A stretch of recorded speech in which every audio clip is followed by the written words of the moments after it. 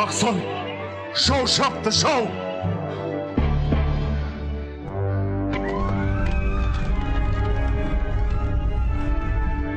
Sardar, beri endi keş. Olum sağan amanat. Tuyağımdı kutkar. Yer jetip jigit bolsa, kegimdi qaytar.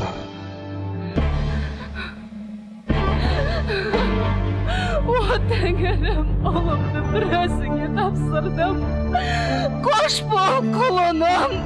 Жылдам, алып кет баламды.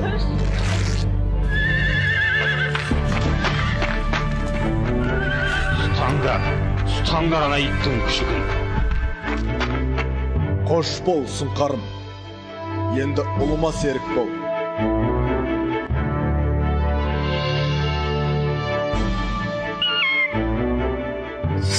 Қошандар.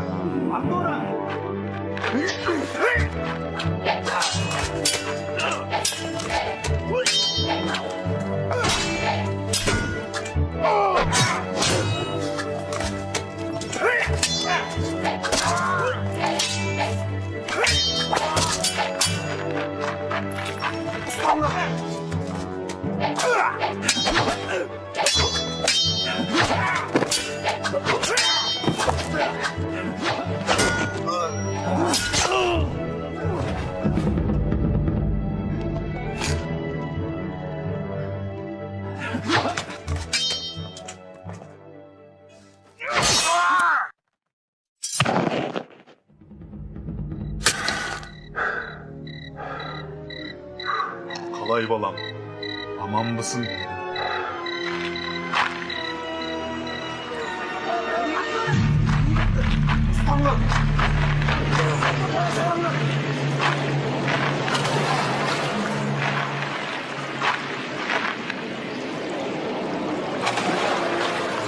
Бұл ханды өзеннен ешкімде тірі шыққан емес. Кет.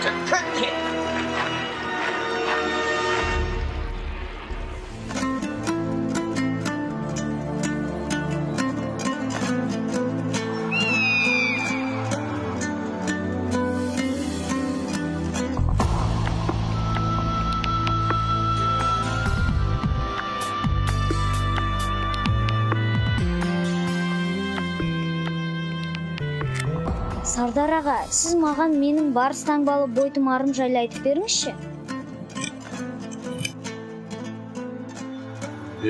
Балам, сенің жетінші бабаң Бөрхан, жүрек жұтқан батыр, әрі аңшы болған. Күндердің бір күнінде Бөрхан осы Шабағлы тауының басында арқар аулап жүріп, барыстың өңгөріне тап болады. Балаларына жем іздеген барыстың жоқтығын білген бе, 60 құлаш аждақар жылан аландарды жұтпақшы болғанда, Бөрхан алмас қылышпен айдақардың басын шауып түсіреді. Сол кезде келіп үлгерген қанатты барысты көрген батыр да таңғалып қарап қалады. Аландарын құтқарып қалған батырға барыс тіл қатады. Ей адамзат, мен енді саған өмір бақи қарыздармын. Осы айдақар менің аландарымды жылда жалмап кетуші еді. Ата жауымды сен өлтіріп, ұрпағымды аман алып қалдың. Мен де сенің 7-ші ұрпағыңа дейін қызметіңе әзірмін. Басыңа қиын қыстау күн түссе, көмектесем де осы бойтұмарды сенің бабаңа табыс етеді. Міне Сауран, сен Бөрханның 7-ші ұрпағысың. Әкеңнің аманаты да менің мойнымда. Қанатты барыстан көмек сұрар кез келді. Бірақ сенің әлі қабырған қатпаған. Батыр болып өсемін десең, бүгіннен бастап өзіңді жауынгерлікке баулаймын. Мен де батыр болғым келеді.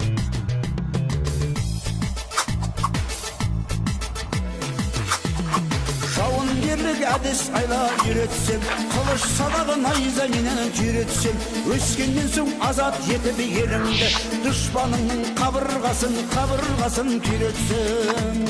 Құралайды көзге атар мергендер, оқ жонады әке көзін көргендер. Сен де балам батыр болып өсерсің, батыр болар ертең саған ергендер.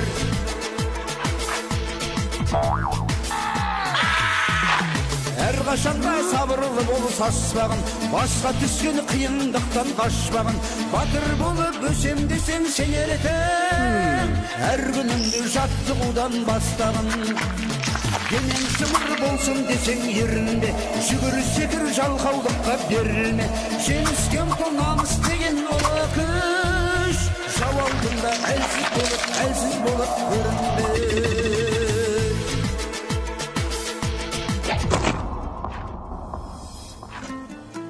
Міне Сауран, сенің қанатты барысқа барар уақытың келді. Тәңірім шарлықап, жолың болсын.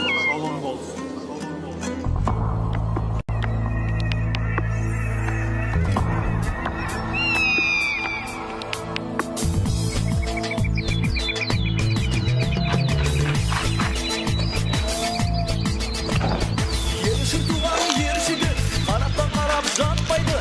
Ел намысын қорғауға, ерлікке өзін баптайды.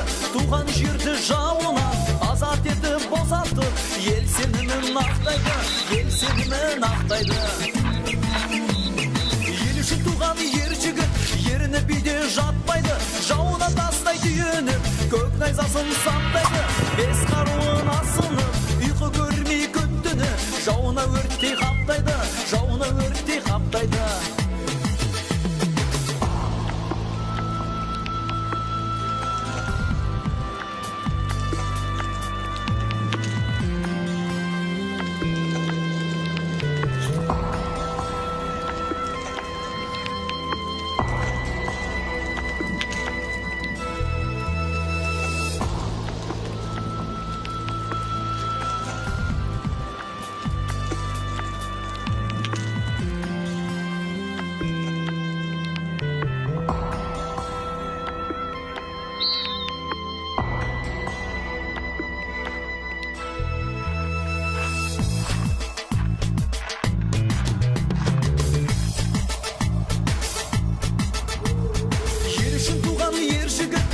Нәрседен қайтпайды, қабырғасын сөксе де отанын ешбір сатпайды. Шыбын жанын бидетіп, отқа салса күймейді, суға салса батпайды. Ел үшін туған ер жігіт, ел үшін тынын таппайды. Ақ білектің күшімен, ақ найзаның ұшымен, ақылы мен ісімен, елі менен жерінің тыныштығын сақтайды.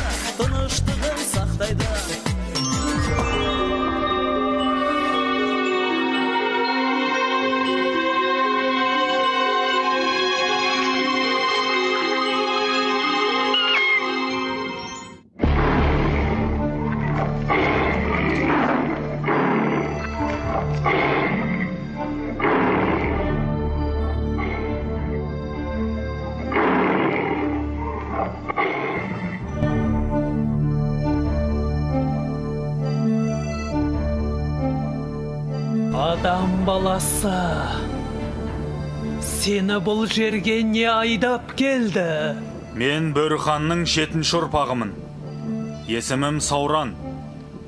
Бабама берген уәдең бойынша келіп тұрмын. Иә, бабаңның алдында қарыздармын. Не мұқтаждығың бар, Сауран? Көмектессең, жау қолында кеткен елім мен жерімді азат етпекпін.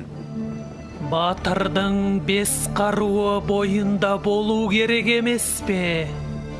Мынау менің сыйым болсын. Міне, енді нағыз жауға шабар батыр болдың. Осы сәттен бастап, Сауран мен қанатты барыстың ел азаттығы жолындағы ұлы жорығы басталды.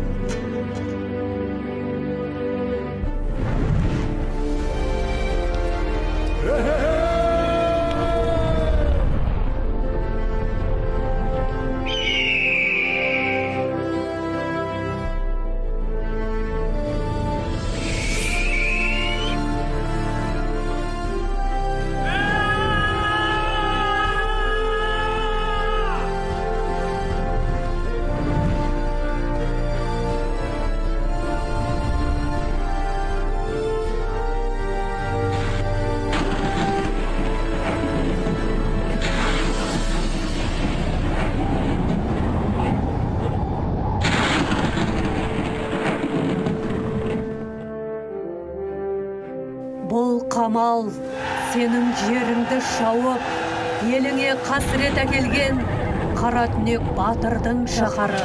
Атына заты сай, залым қаннан талай ел зардап шегіп, менмін деген батырлар ажалын осы жерден тапқан. Сол батырлардың бас сүйектерін қара түнек әдейі көз қылып іліп қойған. Енді мен оның басына қара түнек орнатам.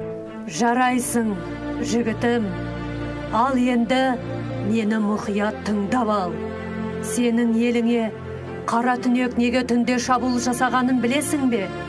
Себебі ол түн баласы, түнде оны бүкіл қара күштер қолдап, қара ниетін жүзеге асыруға көмектеседі.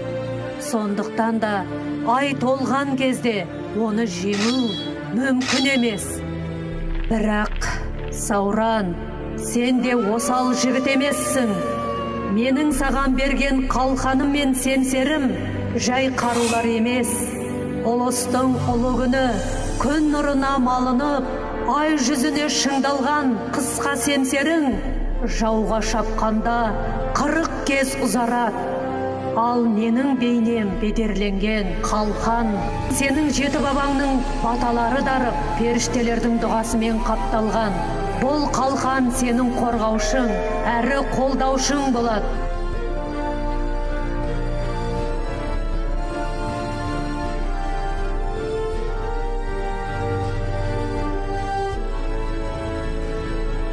Ал анау мұнараның биігіндегі не жарық?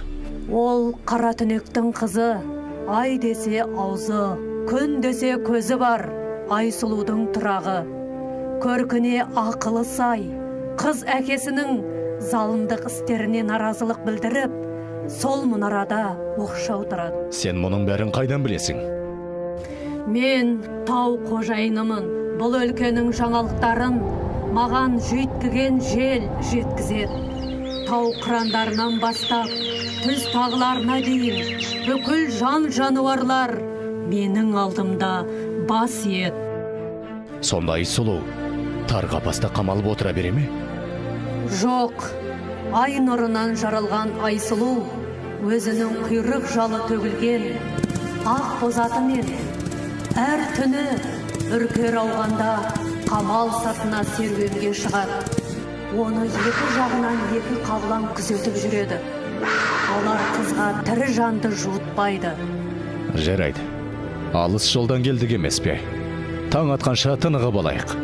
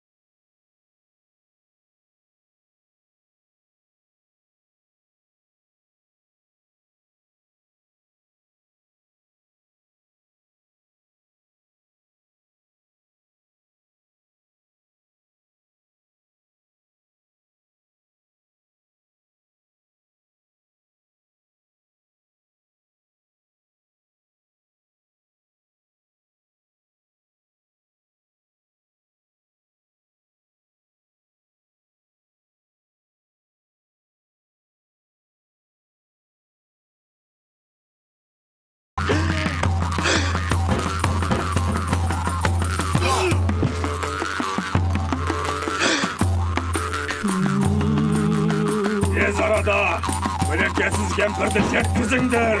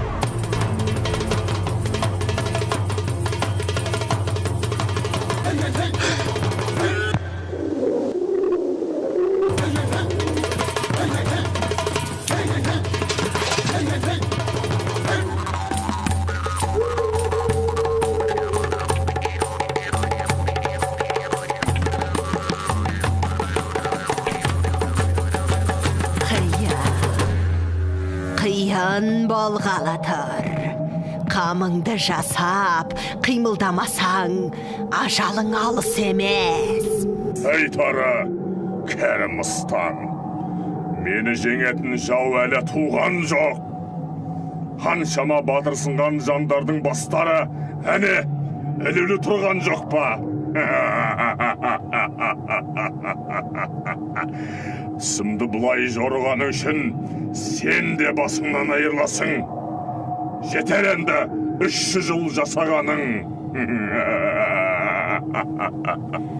Күлкіңді тыя алмай қалма, қара түнек. Сен шақырдың, мен шындықты айттым. Менің басым, неге керек өз басыңды ойла. Тағы да айтам, қапы қалма. Жарайт. Маған десең 1000 жаса, мыстан. Шынында сенің басыңнан гөрі маған сол бастың ішіндегі ақылың керек болып тұр ғой. Не айтасың? Солай ма? Басымды қимағаның, мені сыйлағаның. Жауың оңай емес. Біз оны айламен алмасақ, күшпен жеңе алмаймыз. Алдымен қанатты барыспен жас батырдың арасын ажырату керек. Екеуі бірге болғанда, олардың күші әрқашанда басым болып тұрады. Осы жерде бізге сенің қызың Айсұлудың көмегі керек болады. Айсұлу? Қызымды бұл іске араластырма. Онсыз да ол маған өкпелі. Бар мәселе, ол көмекті қалай сұрай білуде. Мұнарадағы қапаста отырған ерке қызға қанатты барысты сыйға тартар болсақ, ол көмектесуден қашпас. Мен білемін. Жарайсың, кемпір. Осы ақылың үшін саған ат басындай алтын беремін. Иә, ат басындай алтын жақсы. Тек енді қызыңды көндіре алсақ. Жас қызды алдап көндіре алмасаң, несіне мұстан болып жүрсің?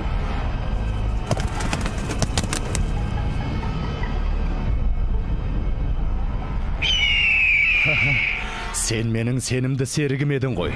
Сонау мұнарадағы Айсұлудың тұрағын көріп қайтшы.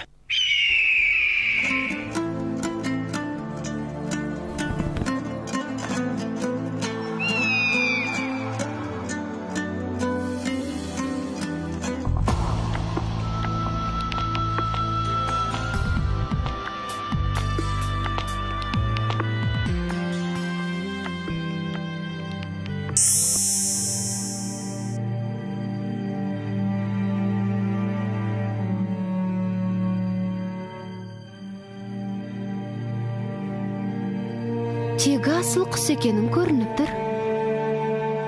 Егеңнен адасып келдің бе мұнда? Егең сені маған жұмсағанына қарағанда жас жігіт пе? Көріксіз болар.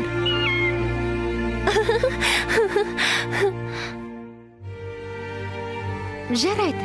Сендей асылды ақылды құс төресінің егесі де жаман жігіт болмаса керек. Оған мына кеселі орамалда барып бергейсің. Мен әр түні үркер ауа қамал сыртына серуенге шығам.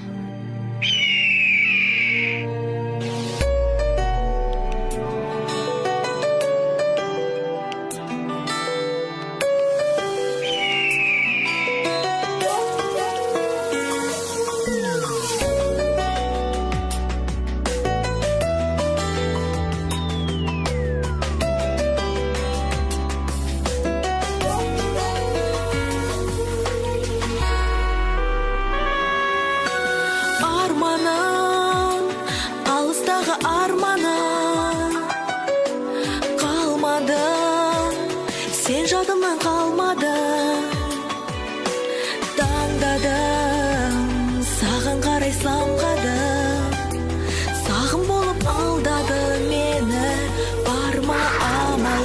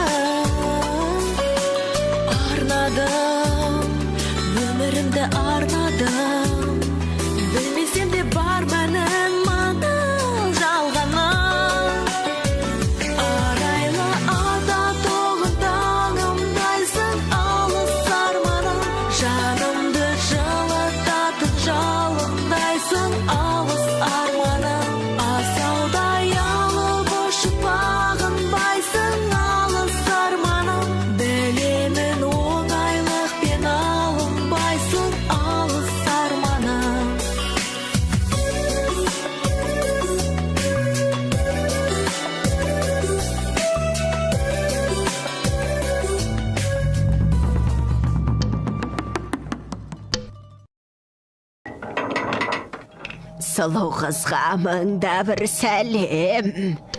Ішің пысып, зеркен жоқсың ба? Сізді маған әкем жіберсе, ол кісіге айта барыңыз. Мен онымен тілдеспеймін, және сіздің азғырғаныңызға да көнбеймін. О, Айсұлу, бір ашуыңды қиенді. Әкеңе өкпелекеніңді білем, бірақ қандай әке өз перзентін жек көреді. Әкең саған ғажайып бір сый дайындап отыр. Ол қандай сый? Тағы да бір алтын білезік немесе гауһар тасты алқа болар. Жоқ, қателестің, Айсұлу.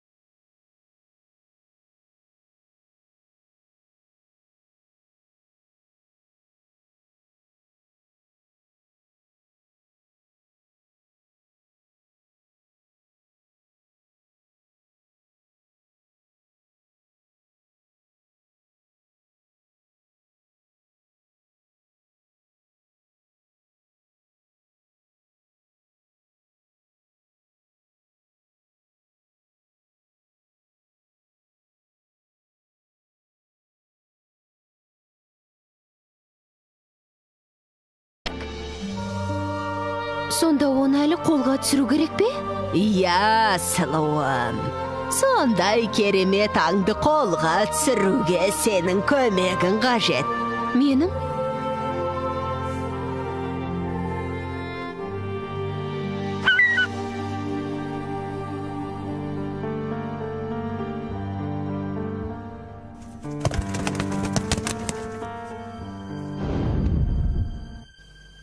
Бұл кездей соқтық па? Әлде анашым әлі күнге дейін тірі ме екен? Тірі болса қайда? Осы қамалдың қай жерінде? Қайткенде де бүгін түн ауа Айсұлуға жолығып, мән жайын сұрап білу керек. Сауран, маған жаңа ғана байғұс қыз жаман хабар жеткізді. Айсұлуды әкесі жан адам бар алмайтын биік құз басындағы бәйтерекке байлап қойыпты. Қас қарайғанға дейін қатал әке жүрегі жібімесе, Айсұлуды сол маңдағы торулдаған ит құсқа жем болары анық дейді. Жоқ, мен оны қалайда құтқаруым керек. Сабыр ет, Сауран, бұл жолы менің кезегім. Ол жерге адам баласы бара алмайды. Айналасы өткелсіз, шыңырау құз. Мен сенімен бірге барам. Жоқ, Сауран, маған сенсең, күн батқанша Айсұлуды босатып, осында алып келемін. Екеуіңді бірдей көтеріп, шыңырау құздан ұшып өту мен үшін ауырлау екенін түсін. Жарайды онда. Жортқанда жолың болсын.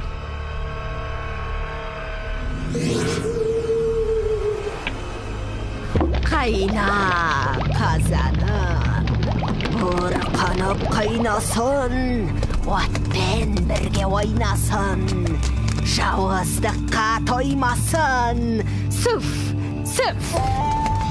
Шындарыңды шақырып, сілелерін қатырып, шыргөбелек айналсын, қазанымда қайнасын.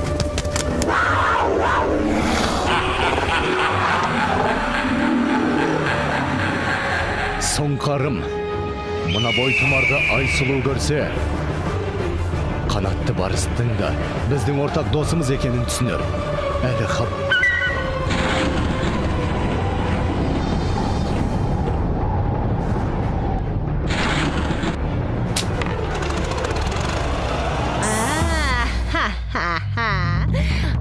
Басындай дегенің қайда? Мынауың жаңа туылған құлынның басындай ғана емес пе? Құлыншақ өскенде ат болмай ма? Төріңнен көрің жақын тұрғанда, саған алтын неге керек? Я, қызым, кел. Уәдеңді орындап, маған деген сыйыңды берсеңші. Әлгі мысықты ма? Иә, мен оны көргім келеді.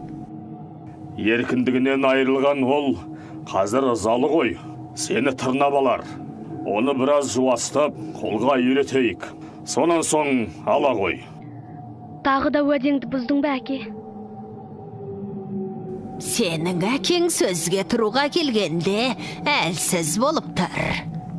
Жап аузыңды, кәрімістан! Мен қызымнан ештеңе аямаймын. Бар да көре ғой, мысығыңды. Бірақ алуға асықпа.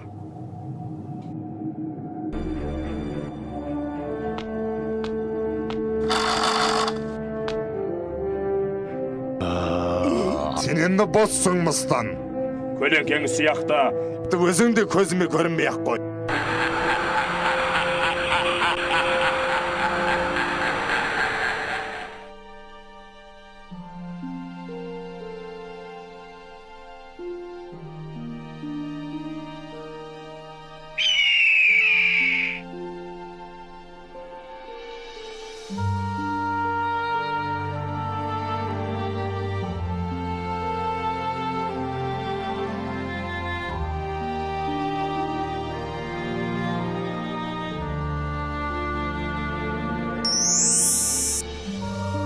Мен де түсіндім, Сұңқар.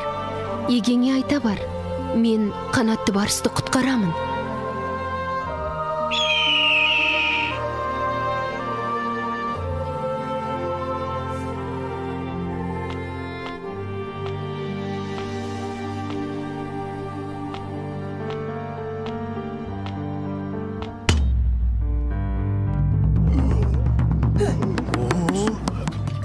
Жылдам, ашыңдар тыңданды. Кешірім өтінем, қасиетті барыс. Енді сенің жолың ашық. Сені азғырғандардың кім екенін білдім. Сондықтан да мен сені кештім. Бірақ енді сен менімен бірге кетуің керек. Мені босатқаныңды әкең естісе, сені кешірмейді.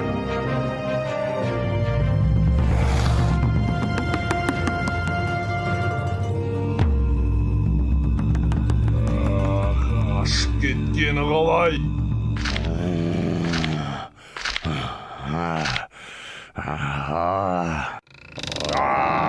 Сендер айғарап жүрсіңдер ме? Ей! Сендер барып батырсынған баланы жекпе-жекке шақырып келіңдер. Әйтпесе!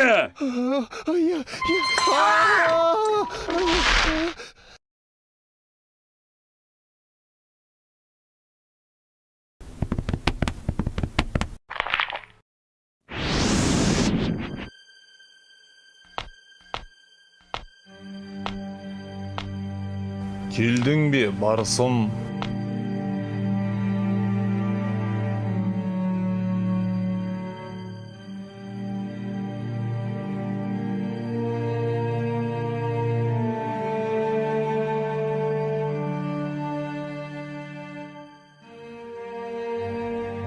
Байсұлу.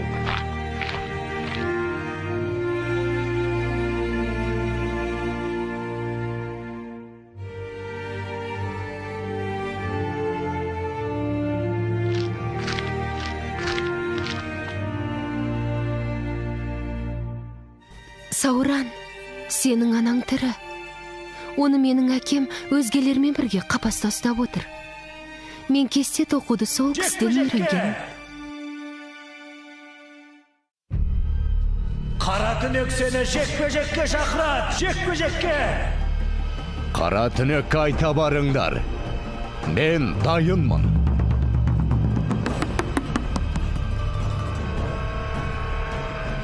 Бүгін кешке ай толады. Сол себепті әкем сені жекпе-жекке әдейі шақыруда. Саған өте қиын болғалы тұр, Сауран. Айсұлу, елім мен жерімді анамды азат ету жолында құрбан болсам, арманым жоқ. Бірақ Сені кездестірген соң, менің өмірге деген құштарлығым арта түсті. Сондықтан мен жеңем. Жарайсың, Сауран. Мен де сенен осыны күткен едім.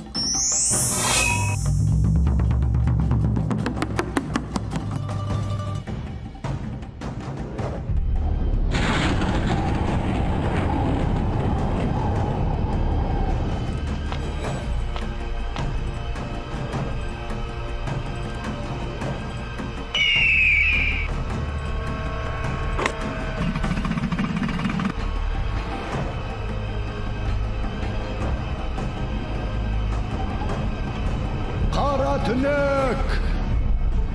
Мен келіп тұрмын. Шық жекпе-жекке.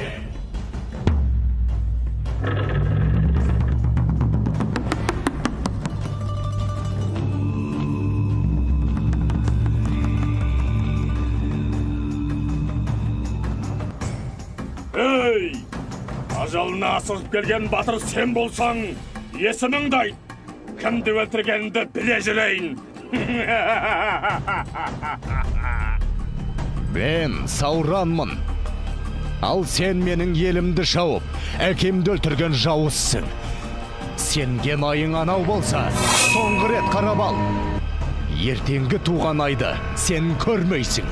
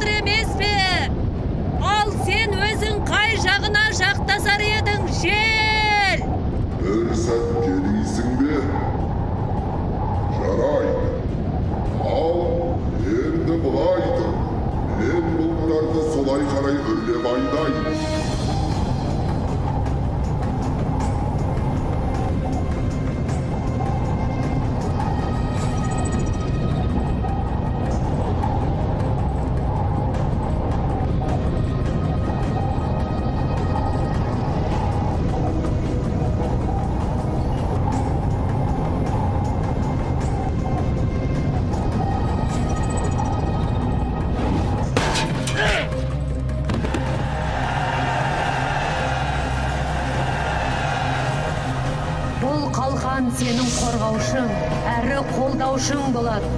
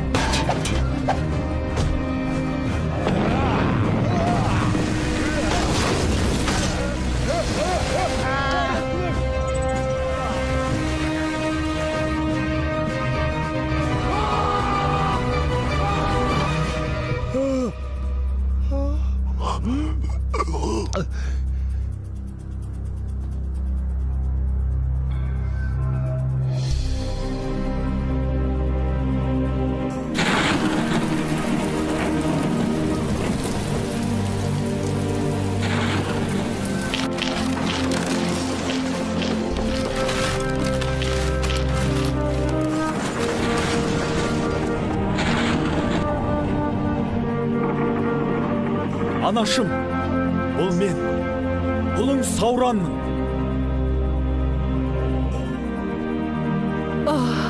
Анашым.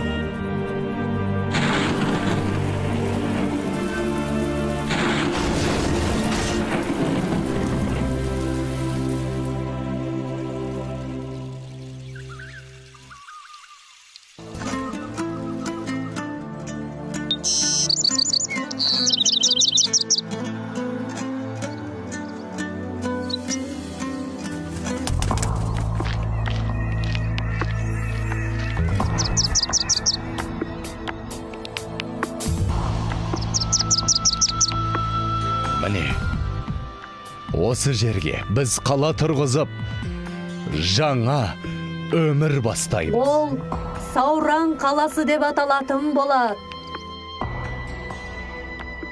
Ал достым, сенмен қоштасар сәт келді. Мен сенің елін ақылмен басқаратын әділ хан боларыңа сенімдімін.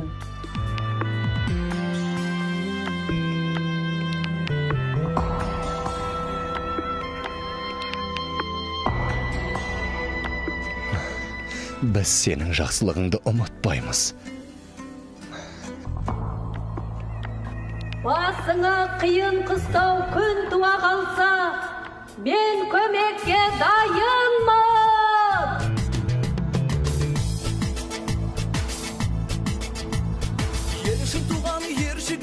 Барысым, менің ұрпақтарым өзіңді қастер тұтып өтеді. Ал сенің бейнең, менің туымда алтын жіппен бедерленетін болады. Ел үшін туған ер жігіт, еріні биде жатпайды, жауына тастай түйініп, көк найзасын саптайды, бес қаруын асынып, ұйқы көрмей күн түні, жауына өрттей қаптайды, жауына өрттей қаптайды.